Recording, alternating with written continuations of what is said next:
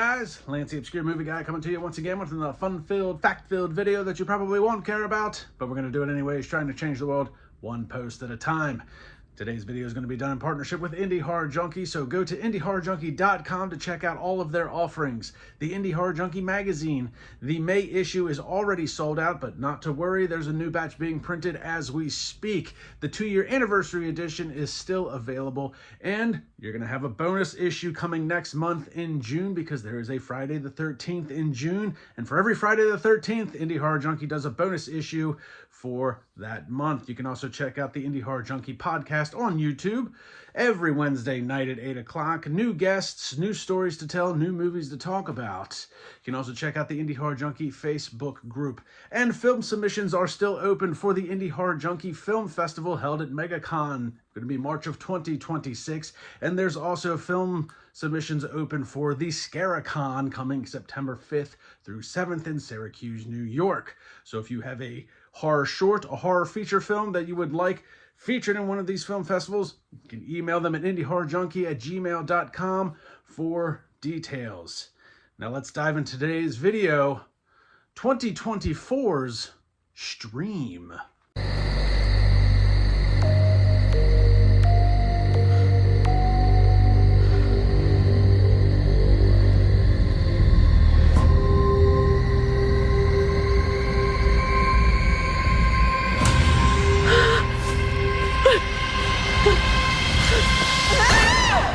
Why don't we go away tomorrow? It would do the whole family some good. Okay, let's do it. Welcome to the Pines. This place isn't half bad now, is it?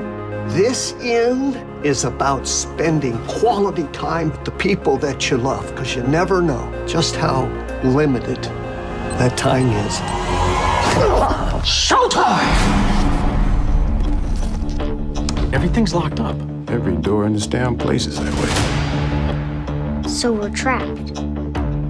You and I need to figure out what the hell's going on.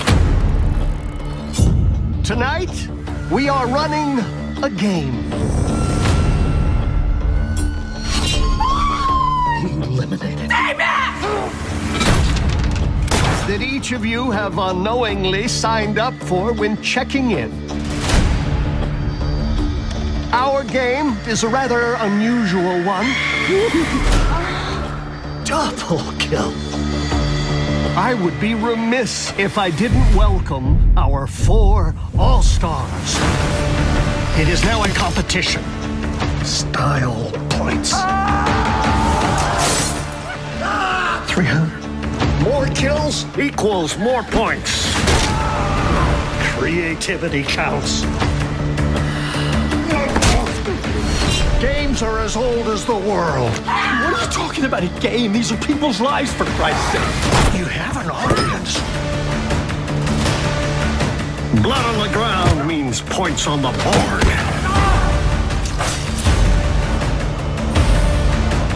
Buckle up. Warm-ups are over, ladies and gents. Let's play ball!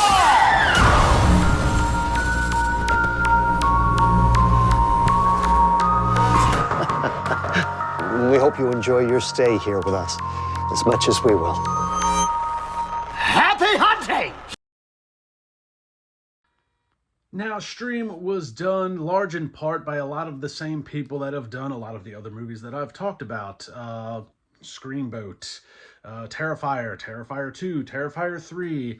It's not all of the same people, but large in part is a lot of the same cast and crew that does all of these films together. So, that being said, there's a lot of great chemistry going on screen and off screen as well. This was written, directed, edited, produced, co-produced by Michael Levy, who also actually was in the film, as well as Brad, the maintenance guy.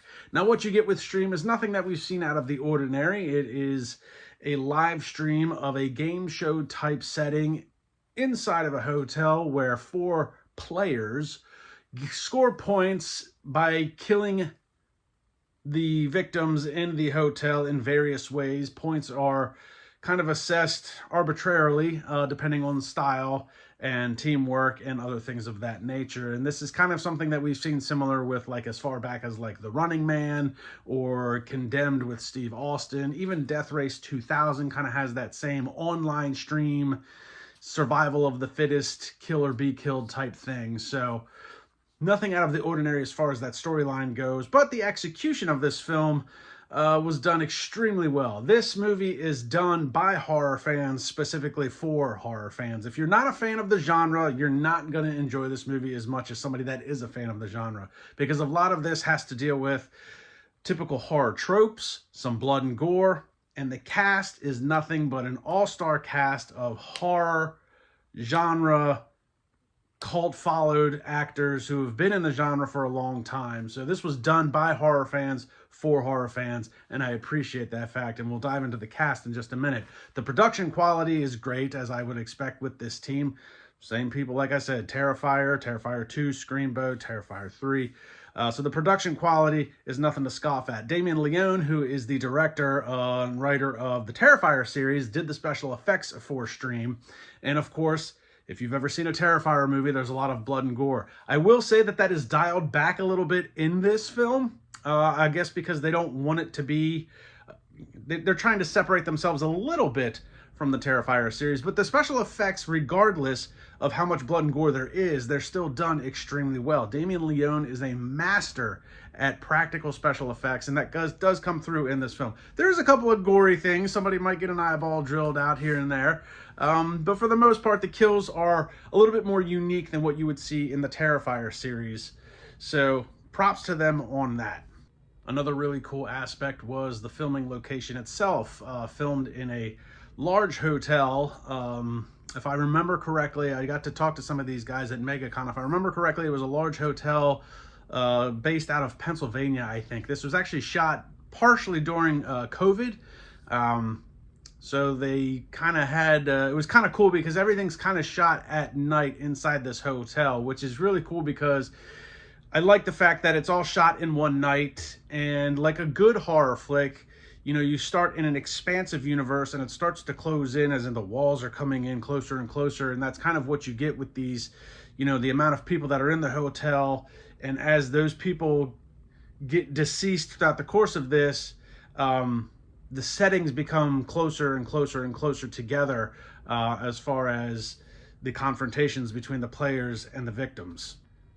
The cinematography is also really cool and really well done. There's a couple of unique shots that you get through somebody that would be watching through like the live stream, because you do have obviously your normal cinematography camera type settings, but then you get a couple of these really cool shots as if you're one of the people at home watching the live stream on your computer. You get some cool camera angles and some neat things that kind of correlate with one another in that regard. So I thought that was really cool how they played both your typical camera shots in with the streaming shots, if you will, and mixed them together with good continuity. Nothing seemed convoluted in that regard. You definitely knew what you were looking at, when you were looking at it, and how it was coming across. I also really like the fact that because this was done by horror fans, for horror fans, that you do run into some typical horror tropes, but with intent. And I feel like when they're done with intent, I feel that those tropes are much more pleasurable and enjoyable to watch. You know, you have a couple, you know, the classic, the girl trying to get into the car and drops her keys and ends up getting killed, or the guy with the gun and he doesn't know who to shoot or why, and you're just like, pull the trigger, dude, kill one of them, and then he doesn't do it and then he ends up dead. There's a little bit of a twist to that one at the end that you'll find out, but I like how those tropes are in there, but with intent, not just as filler. Or I've seen this in another movie before, like it's pretty obvious what they're doing and how they're doing it, and it was, like I said, it was done with intent, which makes it more enjoyable to watch. Now, as much as I did enjoy this movie, it's not without its faults. There is some continuity errors. One that was pretty obvious was a dead body in a hotel room, and I don't want to give away who it was, but there's a dead body, and like when the scene and the killing happens, I don't know, it seems like it's much further into the hotel room, or even like a sub part of that hotel room, like an extension thereof. But when they go to look at the body, they just open the front door to the hotel room and you're like, okay, that's not where the body was. That's not where this happened. So a couple of continuity errors like that. At one point, a girl does escape through like a roof hatch, you know, to climb out to the roof. You know, and she leaves with this guy, and the doors are supposed to be locked in this place. You know, nobody in or out, as they say. But later in the movie, she comes back in through a side door, just no issues, and that just seemed kind of, you know, off. Like if you had to go out through the roof hatch because you couldn't get out, then you should probably have to come back in through the roof hatch. I thought there was no way in, no way out. But like I said, for the most part, it is pretty enjoyable. The writing, like I said, as far as the storyline, it's nothing that we haven't seen before. And there is a few continuity errors like we talked about. There is a Chekhov's gun scenario in this. If you're not familiar with that term, Chekhov's gun, that's Anton Chekhov was a Russian playwright, I think. I don't remember exactly who he was, but he wrote like some things to like help playwrights. Like if you're going to write a play, the Chekhov's gun scenario is like if you're going to have a prop shown in a play or a film, then that prop at some point should then be used later on in the film. We get this kind of early on when we are introduced to player 2, who is played by, of course, David Howard Thornton, everybody's favorite clown. But when we see David Howard Thornton, this is actually the trope where the lady needs to get into her car, drops her keys. But when we first see player 2, he's outside and he's hanging a noose from a tree. That would be the Chekhov's gun. You see him clearly playing with this noose, making it, you know, tying it to the tree, even, you know, acts like he would hang the lady with the noose. But when he goes to kill her, he does what he does, but the noose is never used or seen or heard of again. And that's just one of those, it's kind of a silly thing, but it's just something that I pick up on. If you're going to introduce the character and introduce clearly something that he is, you know, planning on using at some point, but never actually uses in the film. Chekhov's gun. If you're going to have a prop, show it, later on use it. Not a big deal, just something I picked up on. It doesn't really take anything away from the movie. It's just me kind of nitpicking. Overall, though, like I said, great film. David Howard Thornton, one of many horror icons that are in this film. And that's really what brings this film to life, is the cast on screen, obviously behind the screen, like I said, made by horror fans for horror fans. And David Howard Thornton is just one horror icon of many that you're going to run into in this film. So besides David Howard Thornton, you also have horror icons like Jeffery Combs from cult classics like Frightmare, Reanimator, and 1991's Guyver. He plays Lockwood, who's the facilitator of this game and who has taken over this hotel to play the game in. You also have Dee Wallace, a long history in horror. Cujo, E.T., not really horror, Critters, The Howling. You also have Tim Reed. Tim Reed would be most probably recognizable from Sister Sister. He was the father in the TV show that went on for 119 episodes. However, he did play a character named Mike Hanlon in 1990's made-for-TV movie It. And there's another little tie-in with this flick with It that we'll talk about in just a minute. You also have Bill Moseley from Devil's Rejects, House of a Thousand Corpses, and Night of the Living Dead, and Dave Sheridan, most famously known as Doofy from A Scary Movie. He was in this flick. I loved his character, even though he didn't last long. I still really enjoyed his character. And then you have Bob Adrian from Conjuring 2 and 12 Monkeys. Again, going along with all these horror icons. You also have Felissa Rose, who has a very extensive IMDb in the horror realm, going all the way back to Sleepaway Camp back in the early 80s. And then you have Daniel Roebuck, who is one of those guys that you would sit back and go, hey, I've seen that guy before. I like his stuff. And you probably would recognize him most recently as Santa Claus in Terrifier 3. So an incredible cast, not to mention some of the young actors and actresses that are in this film that are still associated with this team. I think the young boy actually his name's Wesley. He was the young, I think he was credited in Terrifier 2 as like the serial kid or something like that. So he's been in the game from a very young age and dealing with horror since a very young age.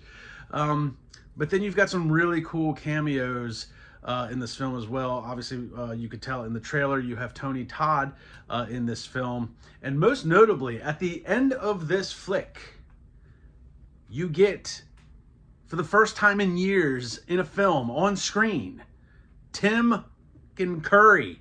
Now, even though you can't see his face, it is definitely Tim Curry. If you're not familiar with what's happened to Tim Curry in recent years. He did have a stroke a few years back, and he's kind of left him unable to do a whole lot of stuff. He does a lot of voice acting. He's always done a lot of voice acting, but he primarily sticks with that. But it's really cool to know that he was on screen, even if it is a cameo. And it says a lot about your production team when you can get somebody like Tim Curry to show up for your film, and Tony Todd. It says a lot about the people that are in the film. It says a lot about the people making the film. It says a lot, to get those names that carry some sort of gravity within the industry. Everybody loves Tony Todd. Everybody loves Tim Curry. I would love to see him in a sequel for this. So just really cool to have all those little pieces to the puzzle put together. And I'd be remiss if I didn't bring up Rudy Ledbetter. His name keeps popping up in everything that I review these days. Devil's Night, Arena Wars, The Cellar, Attack of the Corn Zombies, Return of the Corn Zombies. I don't know if my man's an extra or if he's getting a special thanks credit in some of these things, but his name is popping up and in just about everything I see these days. Also, shout out to Mark Haynes. He's player number 4 in this film. He's a big guy. Hasn't been in the industry that long. Was kind of surprised to find out that looks like he started his career as a body double and stand-in for David Bautista on a few things, which is pretty cool. But now that Bautista's gone weird and skinny, I don't know that Mark Haynes will be doing that anymore. But still a big guy. He can move pretty well for a big guy as well. So hopefully his future is bright. And then at the end, you get Allison Piddle, who I just saw in Streamboat. Streamboat could be a sequel. Michael, Levy, call me. I got ideas. Streamboat. Oh, yeah, that could be good. Yes, Streamboat. Could you imagine that if two worlds collide like that? Players go to kill the, victims on the boat, and Willie doesn't like that, and Willie kills the players? Oh, or they could team up together? Oh, that's Streamboat, Michael Levy. Call me. But like I said, it's a horror movie made by horror fans for horror fans. Everybody did an excellent job. I think this turned out exactly how they wanted it to. The writing maybe could have been a little bit better in some aspects. We talked about that a little bit earlier. They probably could have explored the game itself a little bit more from a fan standpoint. I would have liked to have seen like how many people were in on this, or how many people are watching, or is there like a larger conglomerate? And you get a little bit of that towards the end, like credits. You do see a couple of cameos from like Phil Falcone at a party that's like streaming it. He was one of the producers. And then Stephen Della Sala, he's also one of the producers. He was an EMT guy at the end of the film as well. Really cool guy. I got to meet him at MegaCon. Really interesting dude. He's also a cinematographer. He does a lot of the camera work for these guys. But really interesting dude. He's an EMT technician, I guess, at the end of the film, and you can see him kind of like looking at his bets like on his phone. So they give you kind of an idea of how far spread the stream is. But I would have liked to seen a little bit more, maybe from like an actual fan standpoint. Maybe like see some people actually like maybe like watching at home at a watch party. Is it anybody that's in on this? Is it the rich and powerful? Is it like DraftKings and you can just throw $5 in there and see what happens? But I mean, overall, there's a lot of room to play with if you're going to continue a stream franchise, which you definitely could. And being that it looks like towards the end that it takes place, like there's even like multiple streams, it looks like that there could be. So you have multiple players. So I don't know where they would go for a sequel. Streamboat is still a good idea. Think about it. Mark this day, May 16th, 2025, Streamboat. But, regardless of that, there's a lot of different avenues that they could take. Maybe do like an all-star type thing with your best players against each other and to that effect. Just a lot of fun. This movie was a lot of fun to watch. It's like I said, the storyline, it's not breaking any new ground. It's pretty solid though. The kills, I like the fact that the kills, maybe they're not necessarily all original, but each individual kill was different than the one before. So it's not just it's not just like Jason Voorhees walking around with a machete hacking at people. Each kill was a little different than the last one. One might be with a gun, one might be with barbed wire, one might be with an axe, one might be with a chainsaw. So each individual kill is a little bit different than the other ones, which was pretty cool. But overall, I think Michael Levy and his team did a really good job putting this together. Like I said, it was filmed during COVID. They did run into some filming complications because of COVID. They were kind of working on a truncated timetable, it sounded like, from when I was talking to Steven back in February at MegaCon. And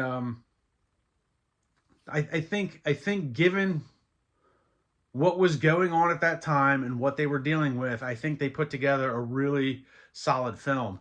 And I think if they tried doing something, I mean, obviously they, like I said, the production team, Fuzz on the Lens Productions, they're part of the same production team that does The Terrifier. They were part of Screamboat. So you can see when they have more time to do something that they can do it really well. And I think what they did with Stream was extremely well done.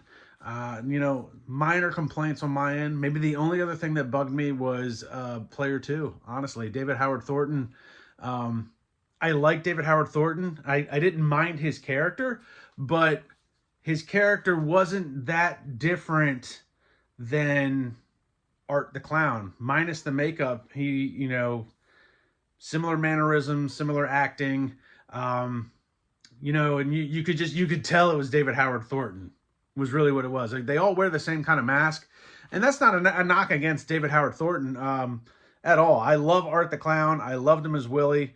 I just wish this character in particular was a little bit more different than Art was. You know, this was more of a sidestep than being any type of different as far as character goes. So, but other than that, really, if you're a horror fan, you're going to enjoy the hell out of this movie. You really are. If you're not a horror fan, don't even bother. You're not going to get the references. You're not going to appreciate the actors. You're not going to appreciate the tropes.